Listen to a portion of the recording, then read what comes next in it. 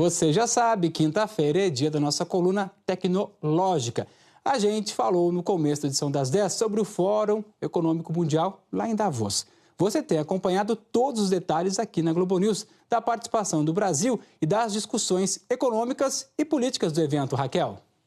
Pois é, Marcelo, mas o que tudo isso tem a ver com o mundo digital, hein? Será que tem alguma relação? Quem vai falar pra gente é o Tasso Veloso, que já está aqui comigo. Tudo bem, Tasso? Oi, gente. Bom dia. Boa tarde já, 12:03. Boa tarde, então. Ô, Tasso, então, tem assunto ligado ao mundo tecnológico em discussão? O que está sendo dito por lá e o que tem a ver, né, com a nossa realidade aqui também? Tem tudo a ver. Isso porque no Fórum Econômico Mundial, eles produzem, os organizadores, um documento com os riscos globais. Riscos diversos, inclusive a ver com a tecnologia, porque as instabilidades tecnológicas, elas figuram junto com catástrofes climáticas e com diversos desgastes políticos. O Fórum Econômico Mundial faz até um ranking de quais são essas situações, a gente já está mostrando aqui. Então, tem algumas situações políticas, como confrontos econômicos entre potências mundiais, as regras multilaterais. E o que, descendo aqui para o quarto e quinto item, chama a atenção para a gente, são os cyberataques, roubo de dados e dinheiro e a interrupção de operações e infraestrutura. Tem um exemplo fresquinho em relação a esse primeiro tópico, em que 82% dos participantes disseram que deve crescer em 2019. Está rolando um golpe, uma mensagem circulando por aplicativos de mensagem que oferece uma suposta situação ali de benefícios do PIS/PASEP. Já pegou 200 mil pessoas aqui no Brasil. Uau. Mentira, é uma grande mentira e um exemplo dessa situação. E tem também a questão da interrupção de operações e infraestrutura. Isso me lembrou um caso de 2017, quando lá na Ucrânia, no leste europeu, hackers fizeram um ataque a computadores com o sistema Windows, só que esse ataque era muito bem direcionado. Eles estavam de olho em funcionários dos setores aeroportuário, de estradas, hospitais. Então, quando a pessoa fazia o primeiro login do dia naquele computador, pedia um resgate, um valor a ser pago em bitcoins. E com isso, vários equipamentos no metrô de Kiev, por exemplo, deixaram de funcionar. E isso acaba impactando diretamente a vida de milhares de pessoas. O Fórum Econômico Mundial ainda coloca o seguinte, que as vulnerabilidades, elas podem vir de qualquer lado. Temos um exemplo do ano passado, de 2018, que foi o seguinte: os computadores com chip da Intel, fabricados nos últimos 10 anos, vinham com uma brecha de segurança que mostrava ali uma vulnerabilidade e que a Intel teve que correr atrás para criar uma correção, fazer ali um remendo que liberasse o uso desses equipamentos. Aqui a gente tem uma segunda tela que mostra os outros pontos destacados lá em Davos. Por exemplo, as câmaras de eco midiáticas e as fake news, que a gente tanto fala.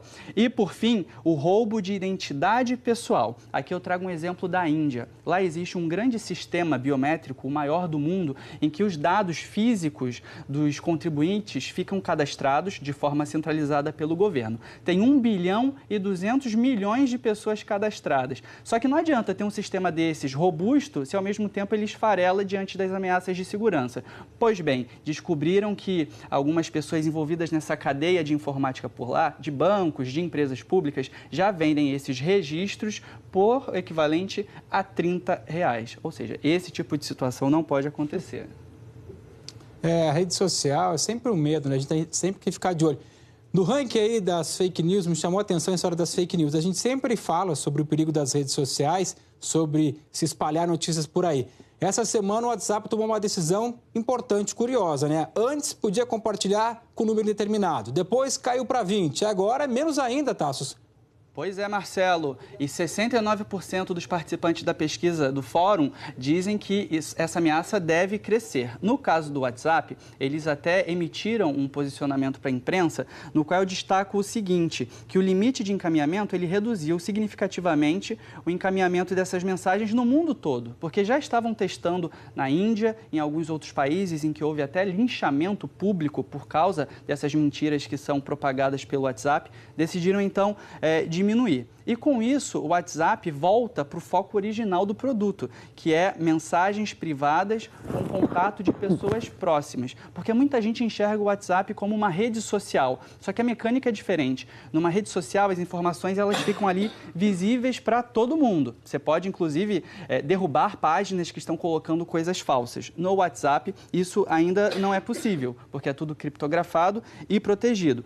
Por isso, eles reforçam essa situação de que é uma rede fechada. Não é uma rede social, mas sim para você falar com poucas pessoas. Agora, existem esquemas profissionais que certamente vão continuar burlando essas limitações. A gente teve um exemplo nas eleições de 2018 de como isso funciona. E para arrematar aqui o assunto, eu fiz um cálculo do alcance das mensagens dentro do WhatsApp. A gente tem uma tela aqui para mostrar, porque antes eram 20 contatos que poderiam receber uma determinada mensagem. Só que quando você repassa essa informação para grupos, cada grupo tem 256 pessoas no máximo. Então, fazendo essa conta aqui, antigamente, uma mesma mensagem, você conseguia repassar para 5.120 contatos utilizando o recurso dos grupos. Agora não mais. Agora são só 5 contatos que recebem aquilo, e se você disseminar para um grupo, o máximo é de 1.280 pessoas que vão receber aquele link, aquela mensagem, aquela notícia falsa. Então, é uma redução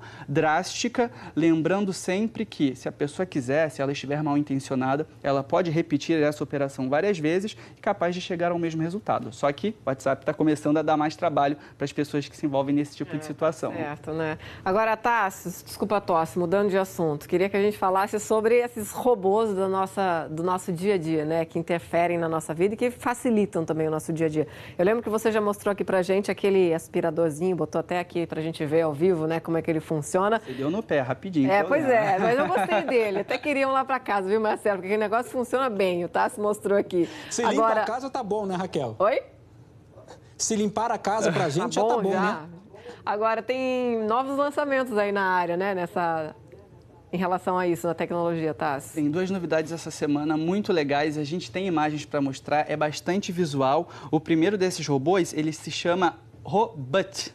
Butt, em inglês, é traseiro, digamos assim. E ele simula...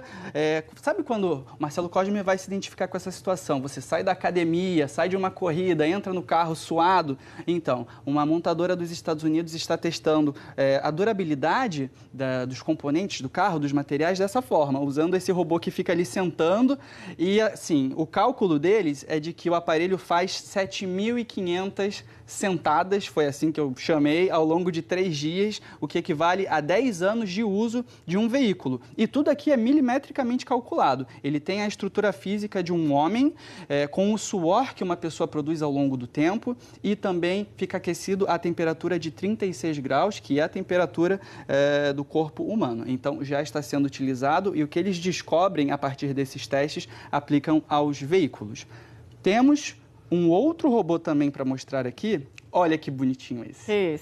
Esse aqui é o Amazon Scout. É o futuro das encomendas, a gente está vendo aqui. É um aparelho que começou a ser testado, foi anunciado ontem nos Estados Unidos e da seguinte forma, ele caminha, né, rola pelas ruas com essas rodinhas, foi criado de uma maneira que ele evite pedestres, obstáculos, qualquer coisa que apareça ali no caminho. Quando a pessoa chega, fica sabendo da encomenda, ele abre esse baú e o consumidor, então, tira a encomenda, leva para casa, enfim, faz tudo isso aí que a gente está vendo.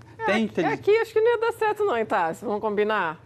O que me chamou a atenção é que não tem como saber... Como é que você pega só a sua, né? Quer dizer, claro, deveria pegar só a sua, né? Mas aqui... Ele não tem nenhum sistema de reconhecimento facial, de identificação, então essa parte ainda está em dúvida. Mas está fazendo maior sucesso nas redes e será testado nos Estados Unidos. Por enquanto, apenas 6 unidades vão começar a circular e vai ter um funcionário da gigante do comércio, a Amazon, que vai acompanhar. Então, se der algum problema ali, ele vai ficar para assistir, tal qual acontece ainda com os carros autônomos. Eu testaria um desses, eu queria ver. Marcelo, tô achando que aqui ia levar as encomendas e o robô. Exatamente o que o Eduardo Marota falou no meu ouvido enquanto vocês estavam lá. Gente, será que dá para confiar no Brasil? Vão levar o carrinho e até encomenda, né? Mas vamos ser positivos. Quem sabe, né, gente? Daqui a um tempo a gente chega lá. sejamos mais civilizados no futuro, quem sabe, né, Tassi? Isso aí a gente consegue ter um sistema desse aqui de entrega. Não, eu quero brincar com um negócio desses o quanto antes. O futuro do varejo está vindo por esse caminho aí. Vamos ver, aguardar. Né? A conferir. Tassi, obrigada. Até semana que vem. Obrigado, Raquel, Marcelo. Até semana que vem. Tchau, tchau.